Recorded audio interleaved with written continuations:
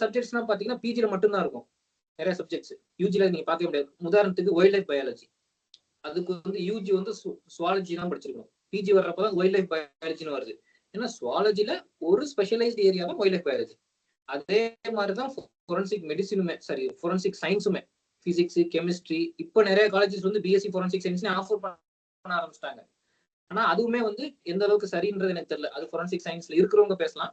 ஆனா நம்மளை பொறுத்தளவுக்கு ஜென்ரல் பெர்ஸ்பெக்டிவ்ல கிரிமினாலஜின்ற ஒரு ஸ்பெஷலைஸ் சப்ஜெக்ட் மாதிரி நம்ம ஃபோரன்சிக் சயின்ஸையும் பார்க்கறதுனால யூஜி லெவல்லையுமே ஃபோரன்சிக் சயின்ஸ் தேவையில்லைன்றதான் என்னோட அபிப்பிராயம். ஸோ அது ஒரு பக்கம். இன்னொரு பக்கம் டேட்டா சயின்ஸ். இப்போ நிறைய பேர் யூஜிலேயே டேட்டா சயின்ஸ், ஏஐ எல்லாம் படிக்க ஆரம்பிச்சிட்டாங்க.